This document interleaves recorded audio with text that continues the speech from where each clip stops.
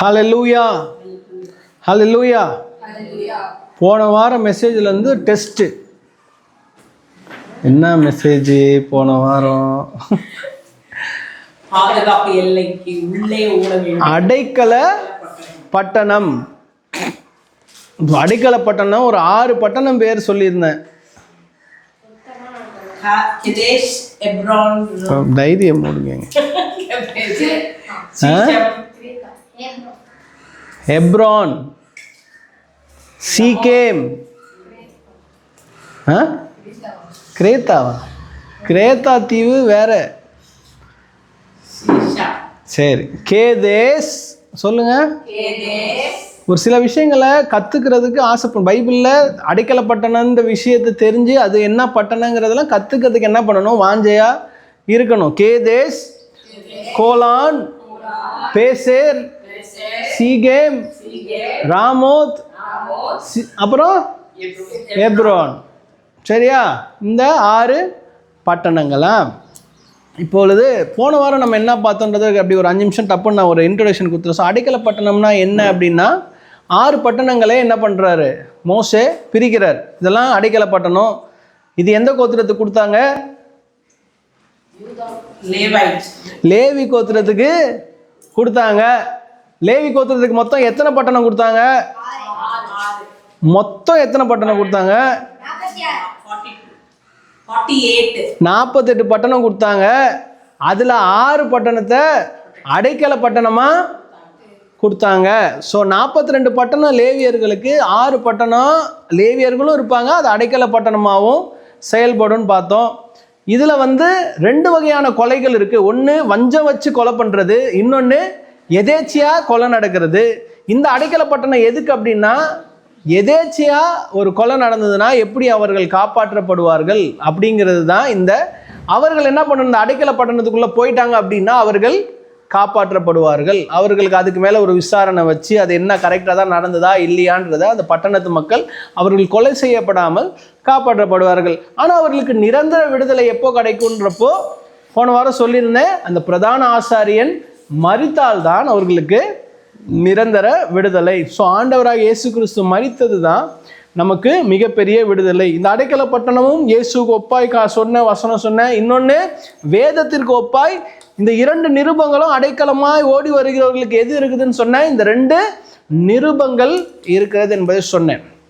அப்போ சொல்லும் பொழுது இந்த நாளில் நாம் என்ன பார்க்க போகிறோம் அப்படின்னா, இந்த பட்டணங்களை குறித்ததான சில காரியங்களை நாம் என்ன பண்ணுறோம்? அனலைஸ் பண்ண போகிறோம். ஒரு வேத ஆராய்ச்சி, ஒரு பைபிள் ஸ்டடி மாதிரி நம்ம என்ன பண்ண போகிறோம். ஸோ முதலாவது போன வாரம் சொன்ன சீகேமில் யாக்கோபு சொல்கிறாரு, உங்களுடைய சகோதரர்கள் சீகேமில் என்ன பண்ணி கொண்டு இருக்காங்க? ஆடு மேய்த்து கொண்டு இருக்கிறாங்க. அப்போது முதலாவது இந்த சீகேம் ஒரு மேய்த்தலுக்கான ஒரு இடம், மேய்ப்பதற்கான ஒரு இடம். மேய்ப்பது அப்படின்னா என்ன அப்படின்னா, ஒரு ஆடுகளுக்கும் மேய்ப்பர்களுக்கும் உள்ள உறவு பில்ட் ஆகிறதுக்கான ஒரு இடம். நாம தான் ஆடு. அந்த அடைக்கல பட்டணத்துக்குள்ளாய் வந்துட்டோம் அப்படின்னா அந்த இடத்துல ஆண்டவர் நம்ம என்ன பண்ணுவார்? கர்த்தர் என் மேய்ப்பராய் இருக்கிறார், அவர் என்னை புல்லுள்ள இடங்களிலே மேய்த்து அமர்ந்த தண்ணீர்கள் அண்டையிலே கொண்டு. அப்போ எங்கேயோ இருந்த யாக்கோபு ஆடுகளை கொண்டு வந்து பசங்கள்லாம் எங்கே வந்து மேய்க்கிறாங்க? சீகேமில் மேய்க்கிறாங்கன்னா அப்போ அந்த இடத்துல புல்லுள்ள இடம் இருந்திருக்கு, அமர்ந்த தண்ணீர்கள் இருந்திருக்கு. அதனால தான் என்ன பண்ணியிருக்காங்க? சீகேமில் கொண்டு வந்து ஆடுகளை மேய்த்திருக்கிறாங்க. அப்போ ஆடுகள் மேய்க்கப்படுகிற ஒரு இடம் இந்த அடைக்கல பட்டணம். அப்போ இந்த அடைக்கல பட்டணத்துக்குள்ளாய் நாம் ஆண்டவருக்குள்ளாய் இருக்கும் பொழுது ஆண்டவருடைய மேய்ச்சலுக்குள்ளாய் நாம் என்ன பண்ணுவோம்? கடந்து செல்லுவோம். போன வாரம் இதை குறித்து சீகேமை குறித்து பேசினா, அதனால் அதை நான் டச் பண்ணிவிட்டு அடுத்த காரியத்தை போகிறேன். இப்போ கொஞ்ச நேரம் நம்ம எதை குறித்து பார்க்க போகிறோம் அப்படின்னா, ராமோத். என்னது? ராமோத்தை குறித்து பார்க்கும் பொழுது 1 ராஜாக்கள் 22ஆம் அதிகாரம் 3ஆம் வசனத்தை எடுத்துக்கோங்க. 1 ராஜாக்கள் 22:3 யோசபாத்தை நோக்கி, கீலேயாத்தில் உள்ள ராமோத்தின் மேல் யுத்தம் பண்ண என்னோடு கூட வருகிறீரா என்று கேட்டான். அதற்கு முன்னாடி வசனம் வாசிங்க அப்படின்னா, இஸ்ரவேலின் ராஜா தன் ஊழியக்காரரை நோக்கி, கீலேயாத்தில் உள்ள ராமோத் நம்முடையது என்று அறியீர்களா? நல்லா கவனிங்க, ராமோத் என்ன பட்டணம்? அடைக்கல பட்டணம். ஆனா இங்க இஸ்ரவேலின் ராஜாவும் யூதாவின் ராஜாவும் பேசிட்டு இருக்காங்க. யாரு? இஸ்ரவேலின் ராஜாவும் யூதாவின் ராஜாவும் பேசிட்டு இருக்காங்க. நமக்கு கொடுத்திருக்கிற ஒரு அடைக்கல பட்டணம் யாருடைய கண்ட்ரோல்ல இருக்கு தெரியுமா? இப்போ அதை சீரிய ராஜாவின் கையில் இருந்து பிடித்து கொள்ளாமல் சும்மா இருப்பானேன் என்று சொல்லி, வாயா போருக்கு போலான்னு சொல்லி இந்த ராஜா என்ன பண்றாரு? அந்த ராஜா கூட பேசுறாரு. பாருங்க, பல நேரங்கள்ல நமக்கு கொடுத்திருக்கிற அடைக்கலம் எதிரி கையில என்ன ஆயிடுச்சு? போயிடுச்சு. நமக்கு ஆண்டவர் அடைக்கலமாய் கொடுத்திருந்த ராமோத் பட்டணத்தை என்ன பண்ணிட்டானுங்க? சீரியருடைய கையில விட்டுட்டாங்க. சீரியர்கள் கிட்ட இருக்குது ராமோத் பட்டணம்.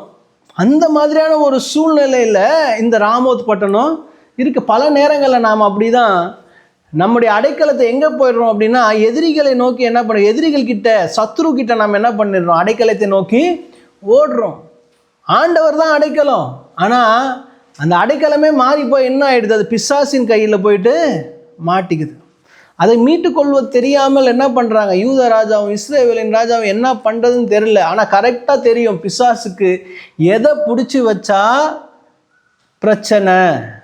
ஏன் தெரியுமா? அந்த ராமோத் இருந்தானா எல்லாருமே என்ன பண்ணுவாங்க? காப்பாற்றப்பட்டுடுவாங்க. அப்போ ராமோத்தை என்ன பண்ணிட்டான்? சத்துரு பிடிச்சி வச்சுட்டான். ராமோத்தை பிடிச்சி வச்சதுனால இந்த இஸ்ரவேல் ராஜாவும் யூதா ராஜாவும் அதை எப்படி மீட்கிறதுன்னு என்ன பண்ணலை? தெரியலை. அடுத்து இன்னொரு காரியம், இதே ராமோத்தை குறித்து 2 ராஜாக்கள் 9ஆம் அதிகாரம் 1ஆம் வசனத்தில் பார்த்தீங்க அப்படின்னா, அப்பொழுது தீர்க்கதரிசியாகிய எலிசா தீர்க்கதரிசிகளின் புத்திரரில் ஒருவனை அழைத்து, நீ இடை கட்டி கொண்டு இந்த தைல குப்பியை உன் கையில் எடுத்துக்கொண்டு கீலேயாத்தில் உள்ள ராமோத்திற்கு போ. இப்போ இந்த ராமோத்துக்கு என்ன எடுத்துட்டு போறாங்க அப்படின்னா, தைல குப்பி. முதலாவது, அது ஆடுகள் மேய்க்கப்படுகிற ஒரு இடம். அடைக்கலப்பட்டணம்னா என்னது? ஆடுகள் மேய்க்கப்படுகிற இடம். 2வது, தைல குப்பியால் அபிஷேகம் பண்ணப்படுகிற ஒரு இடம் இந்த அடைக்கல பட்டணம். பார்த்தீங்க அப்படின்னா, அந்த சேர்ந்த போது நிம்சியின் மகனாகிய யோசபாத்தின் குமாரன் எகு எங்கே இருக்கிறான் என்று பார்த்து அங்கே உட்பிரவேசித்து அவனை உள்ளே கொண்டு போய் 3ஆம் வசனத்தை சொல்லுது, தைல குப்பியை எடுத்து அவன் தலையின் மேல் வார்த்து உன்னை இஸ்ரவேலின் மேல் ராஜாவாக அபிஷேகம் பண்ணினேன் அப்படின்னு சொல்லி அனுப்புகிறான். அதே போல ராமோத்திற்கு போகிறாங்க. தைல குப்பி எங்கே எடுத்துக்கொண்டு வராங்க? அபிஷேகம் எங்கே பண்ணப்படுறது? ராமோத் என்கிற ஒரு அடைக்கல பட்டணத்துல பண்ணப்படுது. ஹல்லேலூயா. முதலாவது மேய்க்கப்படுகிற ஒரு இடம். 2வது அடைக்கல பட்டணம்ங்கிறது அபிஷேகம் செய்யப்படுகிற, அபிஷேகம் பண்ணப்படுகிற ஒரு இடம். அப்போ அடைக்கலத்துக்குள்ள வரணும்னா நம்ம எதுல இருக்கணும்? ஆண்டவர் நம்மை மேய்க்கணும். 2வது, ஆண்டவர் நம்மை அபிஷேகம் செய்யணும். ஹல்லேலூயா. ராமோத் இன்னும் எதிரி கையில தான் இருக்குது. ஆனாலும் இந்த எகுவை அபிஷேகம் பண்ண அந்த இடத்துல தைல குப்பியை எடுத்து கொண்டு வந்து அந்த இடத்துல ராஜாவா என்ன பண்றாரு? ஆண்டவர் அவனை அபிஷேகம் செய்கிறார். அப்ப ஏன் இந்த பட்டணங்களை எல்லாம் ஆண்டவர் தெரிந்து கொள்ளணும் அப்படின்னா, ஏதோ ஒரு காரியம் அந்த பட்டணத்துல என்ன இருக்கு? நடந்திருக்கு. அந்த பட்டணத்தில் ஒரு அபிஷேகம் நடந்திருக்கு. இந்த பட்டணத்தில் ஒரு ஆடு பலியாயிருக்கு. இந்த பட்டணத்தில் ஆடுகள் மேய்க்கப்பட்டு, அது அப்போது சில காரியங்களை வேதத்தில் நீங்கள் அப்படியே லூப் பண்ணி பார்த்தீங்க அப்படின்னா நமக்கு கொஞ்சம் வித்தியாசமாக தெரியும். பல பட்டணங்கள் இருக்கும் பொழுது ஏன் இந்த பட்டணத்தில் அபிஷேகம் செய்யப்படணும், ஏன் இந்த பட்டணத்தில் ஒரு ஆடு பலியாகணும் அப்படின்னா ஆண்டவருடைய பிளான். அன்னைக்கு கூட அம்மா கூட பேசிட்டு இருக்கிறப்போ நான் சொன்னேன், எஸ்தர் இந்த மொர்தேகாய் அந்த கதையெல்லாம் பேசும்பொழுது ஆகாஷ் வேணுங்கிற ராஜா எவ்வளோ ஒரு 127 நாடுகளுக்கு ராஜாவா இருந்தாலும் பல நேரங்களில் ஏதோ யார் சொன்னாலும் கேட்கிற ஒரு ஆள் மாதிரி இருக்கிறானே அப்படின்றப்போ நான் சொன்னேன், அது எல்லாம் நமக்கு பாடமாக என்ன இருக்கு ஆண்டவர் எழுதி வச்சிருக்கார். நமக்கு ஒரு லெசன் எஸ்தரை படிக்கும் போது நமக்கு புதிய ஏற்பாட்டில் பல வெளிப்பாடுகளை நம்ம கிடைக்கிறதுக்காக எழுதி வச்சிருக்காரு. அதுக்காக அவனை முட்டாளாக்கி இருக்கிறாரு, அதுக்காக அவனை ஒரு இதுவாக்கி இருக்காரு, அப்படி ஆக்கியிருக்காரு, நமக்கு ஒரு பாடத்தை கற்பிப்பதற்காக. அப்ப இந்த அடைக்கலப்பட்டினம், ராமோத் என்கிற அடைக்கலப்பட்டினத்தில் அபிஷேகம் இருக்கிறது. அதுக்கு முன்னாடி பார்த்தோம் நம்ம சீகேம் என்கிற பட்டணத்தில் ஒரு ஆடு பலியா இருக்கிறது. சீகேம் என்கிற பட்டணத்தில் ஆடுகள் மேய்க்கப்பட்டிருக்கிறது. அப்போ இந்த அடைக்கல பட்டணத்திற்குள்ளாக இருக்கும் பொழுது நாம் இந்த காரியத்திலெல்லாம் என்ன பண்ணுவோம், கடந்து செல்லுவோம். அதுக்காக தான் இந்த உதாரணமாக என்ன பண்ணியிருக்கார் ஆண்டவர் கொடுத்துருக்க. எதுக்கு ராமோத்துன்னு பேர் போடணும்? ஒரு பட்டணம், ஏதோ ஒரு பட்டணம்னு சொல்லிட்டு போயிடலாம்ல. ஆனால் ஆண்டவர் தெளிவாய் வசனத்தில் ராமோத் என்கிற பட்டணத்துக்கு போ அப்படின்னு சொல்லி போயிருக்கு. அடுத்தது பாருங்க, நம்ம சீகேம் பார்த்தோமா, ராமோத் பார்த்தோமா, அடுத்தது எபிரோன். என்னது? வேதத்தில் எபிரோன்னு இருக்கும், எப்ரோன்னு இருக்கும், ரெண்டுமே இருக்கும். இங்கிலீஷை பொறுத்த வரைக்கும் அது ஹெப்ரோன். தமிழில் எபிரோன்னு சில வார்த்தைகள் இருக்கும், சில நேரத்தில் எப்ரோன் அப்படின்னு சொல்லியிருக்கோம். ஆதி ஆகமத்துலேருந்து வரலாம். இது பெரிய ஒரு பேக்ரவுண்ட் இந்த எப்ரோனை பொறுத்து. ஆதி ஆகமம் 13ஆம் அதிகாரம் 18ஆம் வசனம். அப்பொழுது ஆபிராம் கூடாரத்தை பெயர்த்து கொண்டு போய் எபிரோனிலிருக்கும் மம்ரேலின் சமபூமியில் சேர்ந்து குடியிருந்து அங்கே கர்த்தருக்கு ஒரு பலிபீடத்தை கட்டினார். பாருங்க பாருங்க பாருங்க, ஆபிராம் முதல்ல தேசத்தை விட்டு வந்த பிறகு, தகப்பன் தேசத்தை விட்டு என்ன ஆகிறாரு, வந்த பிறகு முதலாவது எங்க போறாரு? எபிரோன். அதுதான் வசனம் சொல்லுது. அப்பொழுது ஆபிரகாம் கூடாரத்தை பெயர்த்து கொண்டு போய் எபிரோனில் இருக்கும் மம்ரேயின் சமபூமியில சேர்ந்து குடியிருந்தான். அங்கே ஒரு என்னத்தை கட்டினாரு? பலிபீடத்தை கட்டினாரு. ஹல்லேலூயா. அப்போ பலிபீடத்தை கட்டிட்டு பலிபீடத்துக்கு மேல என்ன பண்ணிருப்பாரு? சாக்ரிஃபைஸ் கண்டிப்பா என்ன பண்ணிருப்பாரு? பலி செலுத்தப்பட்டிருக்கும். அப்போ ஏன் இந்த பட்டணங்களை தேர்ந்தெடுத்தாரு? எபிரோன் பட்டணம் அதே அதிகாரத்திலேயே 12ஆம் அதிகாரம் பாருங்க, 6ஆம் வசனம் வாசிங்க. அந்த தேசத்தில் சுற்றித் திரிந்து சீகேம் என்னும் இடத்திற்கு சமீபமான, சரி, எந்த இடத்துக்கு வந்தாரு? சீகேம். சீகேம் என்ன ஊரு? அடைக்கல பட்டணம். இந்த இடத்துல தான் ஆபிராம் ஸ்டார்ட்டே ஆகுறாரு. 12ஆம் அதிகாரத்துல தான் ஆபிராம்ன்ற ஒரு கேரக்டரே என்ன ஆகுது, இன்ட்ரோடியூஸ் ஆகுது. இன்ட்ரோடியூஸ் ஆனோன்னு முதல் ஆபிரகாம் போய் பலியிட்ட இடம் சீகேம். பாருங்க, ஏன் அதான் அடைக்கல பட்டணமாக ஆண்டவர் தேர்ந்தெடுக்கணும்? எத்தனையோ பட்டணம் இருக்குது. லேவியர்களுக்கு மட்டும் 48 பட்டணம். லேவியர்களுக்கு மட்டும் 48 பட்டணம்னா கிட்டத்தட்ட 12 கோத்திரம். 12 கோத்திரத்துக்கும் ஒரு 48ன்னு ஒரு 50னே வச்சுக்கோங்களேன், கிட்டத்தட்ட 600 பட்டணம். அந்த 600 பட்டணத்தில் இந்த 6 பட்டணத்தை ஏன் ஆண்டவர் தேர்ந்தெடுக்கணும்? 6 பட்டணம்னா 1%.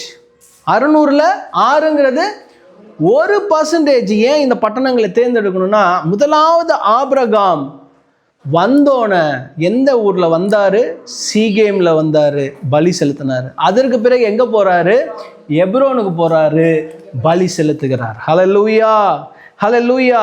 அப்போ ரத்தம் சிந்துதல் இந்த அடைக்கல பட்டணத்துல இருந்தது. ஹல்லேலூயா. முதலாவது கர்த்தருடைய மேய்ச்சல் இருந்தது.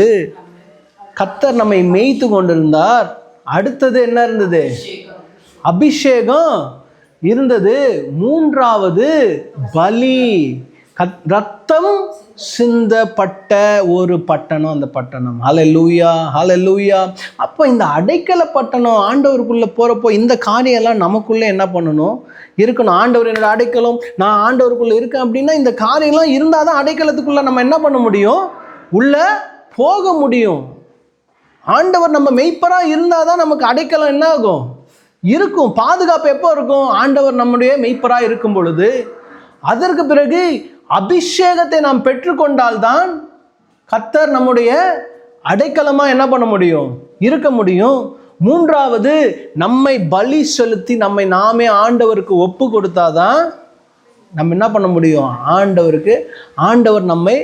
ஆண்டவர் அடைக்கலமாய் நமக்கு என்ன பண்ண முடியும்? இருக்க முடியும். அப்படி பார்த்தீங்க அப்படின்னா அதே வசனத்தில் 23ஆம் ஆதியாகமத்திலே 23 வாசிக்கலாம்.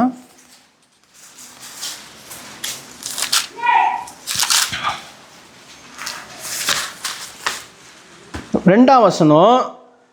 கானான் தேசத்தில் உள்ள எப்ரோன் என்னும் கீரியாத் அர்பாவிலே சாராள் மரித்தாள். போதும், இங்க பாருங்க. இப்போ நம்ம எதை குறித்து பார்த்துட்டு வரோம்? எப்ரோன் இல்லையா? இந்த எப்ரோன்ல தான் சாராள் என்ன பண்றா? மரிக்கிறா. இந்த எப்ரோனுடைய இன்னொரு பேர் தான் கீரியாத் அர்பா. என்னது? Kiriath Arba. கீரியாத் அப்படின்னா என்ன அர்த்தம் அப்படின்னா, கீரியாத் அப்படின்னா சிட்டி. என்னது? கீரியாத்துங்கிறது பட்டணம். இப்போ நம்ம ஊரில் பார்த்து சென்னை பட்டினம், நாகப்பட்டினம், இந்த மாதிரி பட்டணம்லாம் அதுதான் கீரியாத். அப்போ அந்த ஊர் பேர் என்னன்னா அர்பா. இந்த கீரியாத்துங்கிறது ஊர் அப்படிங்கிறதுக்கான பேர். ஸோ அர்பா அப்படின்னா என்ன அர்த்தம் அப்படின்னா 4 பேர் அப்படின்னு அர்த்தம். என்னது? அர்பானா 4 அப்படின்னு அர்த்தம். ஸோ இதுக்கான பேர் காரணத்தை என்னன்னு நான் சொல்கிறேன். இந்த இடத்துல பார்த்தீங்க அப்படின்னா அது ஒரு அடைக்கல பட்டணம். ஆனால் அந்த அடைக்கல பட்டணத்தில் சாராள் என்ன பண்ணுறா? மரித்து போகிறா. மரித்து போகிறப்ப அடுத்த வசனம் சொல்கிறது தான் மிக முக்கியம். பின்பு ஆபிரகாம் பிரேதம் இருந்த இடத்துலேருந்து எழுந்து போய், நல்லா கவனிங்க, பிரேதம் இருந்த இடத்துலேருந்து எழுந்து போய் அடுத்த வசனம் சொல்லும், இந்த பிரேதம் என் கண்முன் இராதபடிக்கு. அப்போ அடைக்கல பட்டணத்துக்குள்ள எது இருக்கக்கூடாது? மரித்த காரியங்கள் இருக்கக்கூடாது. அப்போ அடைக்கல பட்டணத்துக்குள்ள அந்த பிரேதம், அதுக்கு முன்னாடி வரைக்கும் சாராள் வசனம் என்ன இருக்கு? சாராள் 127 வருஷம் உயிரோடு இருந்தால் மரித்த உடனே அது காரியம் பிரேதம். ஹல்லேலூயா, ஹல்லேலூயா. என்னதான் அவள் ஜீவனுள்ளோருக்கெல்லாம் தாயா இருந்தாலும் மரித்துட்டா அப்படின்னா அது பிரேதம். அந்த பிரேதம் இருக்கக்கூடாது. ஆபிரகாம் சொல்றார் அந்த நேரத்தில் 3ஆம் வசனம் ஃபர்ஸ்ட்ல இருந்து ஆரம்பிச்சிட்டாரு. பின்பு ஆபிரகாம் பிரேதம் இருந்த இடத்துல இருந்து எழுந்து போனார். 4ஆம் வசனம், இந்த பிரேதம் என் கண் முன்னால் இராதபடிக்கு. எங்கெல்லாம் மம்ரேன்னு வாசிக்கிறீங்களோ அது எப்ரோன்ல இருக்குன்னு. மம்ரேக்கு எதிரான சமபூமி, மக்பேலா, இந்த மாதிரியான காரியங்கள்லாம் எங்கே இருக்குது? எப்ரோனில் இருக்குது. அப்படியே வாசிங்க அப்படின்னா கடைசியாக 19ஆம் வசனத்தில், அதற்கு பின் ஆபிரகாம் தன் மனைவியாகிய சாராளை கானான் தேசத்திலே எப்ரோன் ஊர் பூமியான மம்ரேக்கு எதிரே இருக்கிற மக்பேலா என்னும் நிலத்தின் குகையில் அடக்கம் பண்ணினான். அந்த அடைக்கல பட்டணத்தில் பிரேதம் வச்சுக்கிட்டு இருக்க கூடாது. ஏன்னா செத்த காரியங்கள் கொஞ்ச நாளில் என்ன ஆக ஆரம்பிக்கும்? நாற்றம் அடிக்க ஆரம்பிக்கும், புழு பிடிக்க ஆரம்பிக்கும், அழுகி போக ஆரம்பிக்கும். அப்போ செத்து போன காரியங்கள் இந்த அடைக்கல பட்டணத்துக்குள்ள இருக்கக்கூடாது. நாற்றம் வரக்கூடிய காரியங்கள் இந்த அடைக்கல பட்டணத்துக்குள்ள இருக்கக்கூடாது. அப்போ ஆண்டவருக்குள்ளாய் அடைக்கலத்திற்குள்ளாய் நாம் இருக்கும் பொழுது இந்த காரியத்தெல்லாம் சீக்கிரமாக என்ன பண்ணிடணும்? நோண்டி புதைச்சி போட்டுடணும். இதற்கு இன்னொரு உதாரணத்தை சொல்கிறேன். ஆதியாகமம் 35ஆம் அதிகாரம் 4ஆம் வசனம். அப்பொழுது அவர்கள் தங்கள் கையில் இருந்த எல்லா அந்நிய தெய்வங்களையும் தங்கள் காதணிகளையும் யாக்கோபினிடத்துல கொடுத்தார்கள். பாருங்க, இங்க பாருங்க வசனத்தை கவனிங்க. இந்த இடத்துல ராகேல் எடுத்துன்னு வரா, எல்லா காரியங்களும் எடுத்துன்னு வரா. ஒரு கட்டத்தில் ஆண்டவர் சொல்றாரு, உங்ககிட்ட என்ன இருக்குது, சில காரியங்கள் என்ன பண்ணணும், எடுத்து போடணும். அப்போ என்ன பண்றாரா யாக்கோபு? எல்லார்கிட்டையும் என்ன பண்றாரு? இருக்கிற அந்நிய தெய்வங்களெல்லாம் என்ன பண்ணு, குடு. அந்த காதணிகள் எல்லாம் என்ன பண்ணு, குடு.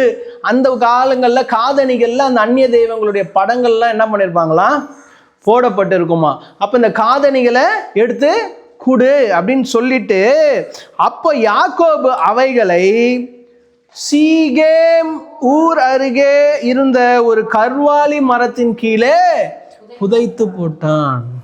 சீகேம் என்ன ஊரு? அடைக்கல பட்டணம்.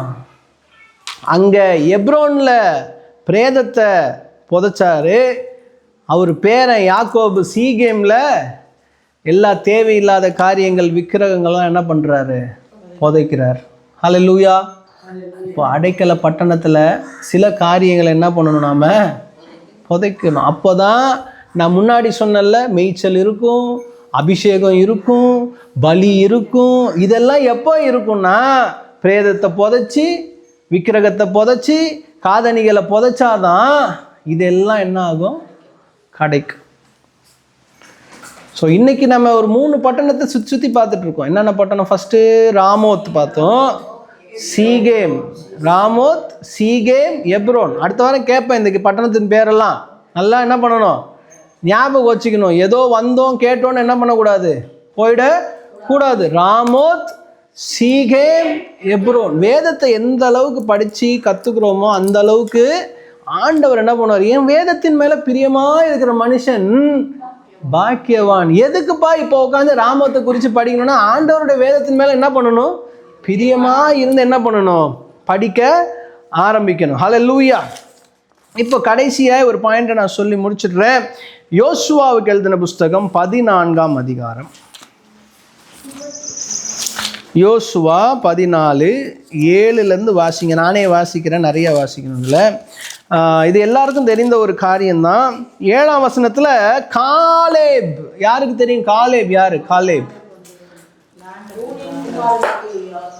நூனின் குமாரன் யோசுவா. காலேப், தேசத்தை வேவு பார்க்க கர்த்தரின் தாசனாகிய மோசே என்னை காதேஸ் பர்னாயிலிருந்து அனுப்புகிற போது எனக்கு 40 வயதாக இருந்தது. என் இருதயத்தில் உள்ளபடியே அவருக்கு மறு செய்தி கொண்டு வந்தேன். ஆனாலும் இப்படியெல்லாம் அப்படியே சொல்லிட்டு இருக்கிற பொழுது, இப்பொழுதும் இதோ அப்படியே வரும்பொழுது கடைசியாக 12ஆம் வசனத்தில் சொல்கிறாரு, ஆகையால் கர்த்தர் அந்நாளிலே சொன்ன இந்த மலை நாட்டை எனக்கு தாரும். அங்கே யார் இருக்கா? ஏனாக்கியரும். ஹல்லேலூயா. ஏனாக்கியரும் அரணிப்பான பெரிய பட்டணங்களும். அப்ப எப்ரோன் பட்டணம் என்னது? அரணிப்பான பெரிய பட்டணம். அது 15ஆம் வசனத்தில் உங்களுக்கு சொல்றேன். முன்னே எப்ரோனுக்கு கீரியாத் அர்பா என்று பெயர் இருந்தது. கரெக்டா? இப்போ புரியுதா? கீரியாத் அர்பானா அந்த வசனத்தில் சொன்ன இல்லையா, கீரியாத் அர்பா. அர்பானா என்ன சொன்ன? 4 பேர். அப்போ முன்னே எப்ரோனுக்கு கீரியாத் அர்பா என்னும் பேர் இருந்தது. அர்பா என்பவன் ஏனாக்கியருக்குள்ளே பெரிய மனுஷனா இருந்தான். இப்போ காலேபு எந்த ஊரை கேட்குறாரு அப்படின்னா, இந்த எப்ரோனை தான் என்ன பண்ணுறாரு, கேட்குறாரு. மலை நாட்டை எனக்கு தாரும். அந்த மலை நாடு என்ன ஊர்? கீரியாத் அர்பா என்னும் பேர் கொண்ட எப்ரோன். ஹல்லேலூயா. அப்போ நம்முடைய வாஞ்சை ஏன் காலேப் அந்த நாட்டை கேட்கணும், ஏன் அந்த ஊரை கேட்கணும் அப்படின்னா, அந்த வாஞ்சை, அந்த அடைக்கலப்பட்டணம், அந்த இயேசுவின் மேல் உள்ள வாஞ்சை. ஹல்லேலூயா. ஏன்னா அங்கே தான் அடைக்கலம், அங்கே தான் சேஃப், அங்கே தான் பாதுகாப்பு, அங்கே தான் பராமரிப்பு, அங்கே தான் நமக்கு எல்லா காரியங்களும் என்ன பண்ணும், கிடைக்கும். 85 வயசு ஆயிடுச்சு, அது என்ன பண்ணணும், வேற 40 வயசுல இந்த பலன் எனக்கு என்ன இருக்கு, இப்பவும் இருக்கு. அப்போ அடுத்தது பாருங்க, நியாயாதிபதிகள் 1ஆம் அதிகாரம் 20ஆம் வசனத்துல,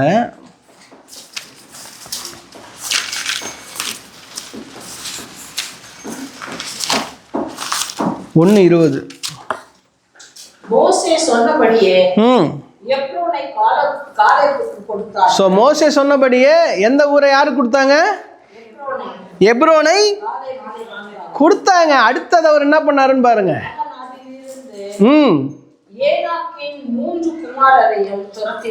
பாருங்க, அங்க இருந்து யாரை துரத்தி விட்டான்? ஏனாக்கின். அடைக்கலப்பட்டுன்னு உங்களுக்கு வர்றது பிரச்சனை இல்லை, ஆனா சில காரியங்கள் என்ன பண்ணணும், துரத்தி விடணும். இப்ப யார் அந்த 4 பேர் தெரியுமா? அர்பா, ஏனாக்கு, ஏனாக்கோட 3 பசங்க. இதுதான் கீரியாத் அர்பா. அப்போ இந்த அர்பாவை துரத்தி அதை எப்ரோனா மாற்றணும் அப்படின்னா, அங்கே காலேபை போல நாம் என்ன பண்ணணும், அந்த தேசத்தை சுதந்தரித்து கொள்ளணும். அந்த அடைக்கல பட்டணத்தை நாம் என்ன பண்ணணும்? சுதந்தரித்து கொள்ளணும். எப்பேற்பட்ட ஒரு காரியங்கள் பாருங்கள். இந்த அடைக்கல பட்டணத்தை குறித்து ஆராய்ச்சி செய்யும்போது எனக்கே கொஞ்சம் என்ன அது கொஞ்சம் வித்தியாசமாக, ஆமாம் இல்லை காலை இருக்குல்ல, எப்பேற்பட்ட காரியங்கள் எப்ரோனை குறித்தது. அப்போ ஏனாக்குடைய 3 குமாரர்கள், அந்த 4 பேரை இந்த காலேப் என்ன பண்ணா, 85 வயசில் அவர்களை, ஏனாக்கின் குமாரர்கள்லாம் சாதாரண குமாரர்கள் கிடையாது. யார் அவங்களாம்? ராட்சதர்கள். ஏன்னா தாவீதுடைய வம்சத்தில் ஏனாக்கின் குமாரர்களும் அவர் ஃபஸ்ட்டு இங்கே காலேபு பார்த்தான்ல, ஃபஸ்ட்டு யோசுவாவும் காலேபும் உள்ளே வந்து பார்க்கும் பொழுது அங்கே நாங்கள் ஏனாக்கின் குமாரர்களையும் கண்டோம், அவர்களெல்லாம் பெருசு பெருசாக இருந்தாங்க. அப்போ இவன் ஒருத்த மாதம் தான் சொல்லுவான், அவர்களை எளிதாக என்ன பண்ணலாம், சுதந்திரித்து கொள்ளலாம். அவன் சொன்னவன் தான் அவர்களை துரத்தி அடித்தது. அதனால் இன்றைக்கி காலையில் ஜெர்சன் பேசினது இதுதான், வாயில் என்ன அறிக்கை பண்ணுறீங்களோ அந்த காரியத்தை என்ன பண்ணுவீங்க, செஞ்சிடுவீங்க. உங்களுக்கு பாதுகாப்பு வேணும்னா வாயில் திறந்து சொல்லுங்கள். நான் அவனை முறியடிச்சிருவேன்னா என்ன பண்ணுவீங்க, ஆண்டவர் உங்களை முறியடிக்க வைப்பார். நான் அதை துரத்தி விட்டுருவேன்னா துரத்தி விட வைப்பார். நம்ம பயந்து ஐயோயோ இவ்வளோ கஷ்டமா, ஐயோயோ என்னால் முடியாதுப்பா அப்படின்னு சொன்னீங்கன்னா முடியவே முடியாது. அல்லேலூயா. அவன் சொன்னான், அவர்களை எளிதாக சுதந்திரித்து கொள்ளலாம். நான் காலேப் சொன்ன வார்த்தை என்ன பண்ணார், செஞ்சார். அல்லேலூயா. அடுத்தது பார்த்தீங்கன்னா இன்னும் நிறைய காரியங்கள் இருக்குது. கடகடன்னு முடிச்சிடலாம். 2 சாமுவேல் 2ஆம் அதிகாரம். ஏன்னா அடுத்த வாரம் எடுத்துகிட்டு போக வேணான்னு பார்க்குறேன். 2 சாமுவேல் 2ஆம் அதிகாரம். அப்போது 1ஆம் வசனத்தில் பார்க்கும்போது, பின்பு தாவீது கர்த்தரை நோக்கி, நான் யூதாவின் பட்டணங்கள் ஒன்றிலே போய் இருக்கலாமா என்று விசாரித்தான். அதற்கு கர்த்தர் போ என்றார். எவ்விடத்திற்கு போகலாம் என்று தாவீது கேட்டதற்கு அவர் எப்ரோனுக்கு போ என்றார். தாவீதுக்கு ஸ்டார்டிங்கில் ஆரம்பமே எங்கே தெரியுமா, எப்ரோன். அல்லேலூயா. அவனுடைய ஆட்சி 40 வருஷம் நடந்தாலும் வசனம் சொல்லுது, எப்ரோனிலே 7 வருஷமும் எருசலேமிலே 33 வருஷமும் ஆட்சி செஞ்சான். அப்போது தாவீது ஆட்சி செய்த ஒரு ராஜா ஆட்சி செய்யக்கூடிய பட்டணமாக இருக்க வேண்டும் இந்த அடைக்கல பட்டணம். ஹல்லேலூயா, ஹல்லேலூயா. இப்போ நீங்கள் ஆண்டவர் அடைக்கலத்துக்குள்ளாய் இருக்கும் பொழுது ராஜா உள்ளுக்குள்ளாய் ஆள வேண்டும் உங்களை. ஹல்லேலூயா, ஹல்லேலூயா. 4ஆம் வசனம் சொல்லுது, மறுபடியும் ஒரு அபிஷேகம் நடக்குது பாருங்க இந்த அடைக்கல பட்டணத்தில், எப்ரோன்ல. அப்பொழுது யூதாவின் மனுஷர் வந்து அங்கே தாவீதை யூதா வம்சத்தாரின் மேல் ராஜாவாக அபிஷேகம் பண்ணினார்கள். ஹல்லேலூயா. ஆல்ரெடி ராமோத்ல யெகூவுக்கு அபிஷேகம் நடக்குது, இங்க எப்ரோன்ல தாவீதுக்கு அபிஷேகம் நடக்குது. அப்போ அடைக்கல பட்டணத்துல அபிஷேகம் இருந்தாதான் உங்களுக்கு அடைக்கலம். ஹல்லேலூயா, ஹல்லேலூயா. ஸோ அடைக்கல பட்டணம் ஏதோ சாதாரணமாக கொடுத்துருக்காங்கன்னு நினைக்காதீங்க. அப்போ இந்த எப்ரோன், இந்த ராமோத், இந்த சீகேம் பலி செலுத்தப்பட வேண்டிய இடம், மேய்ச்சல் நடக்க வேண்டிய இடம், ரத்தம் சிந்தப்பட வேண்டிய இடம், அபிஷேகம் பெற வேண்டிய இடம்.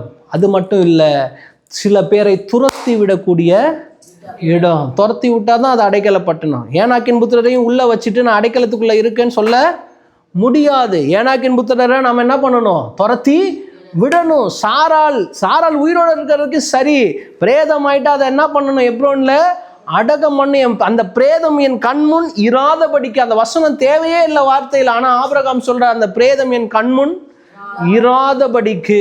அதுக்கு முன்னாடி வசனம் சொல்லுது ஆபிரகாம் அழுது புலம்பினான் சாராளுக்காக, ஆனால் அடுத்த வசனம் சொல்லுது அந்த பிரேதம் என் கண்முன் இராதபடிக்கு.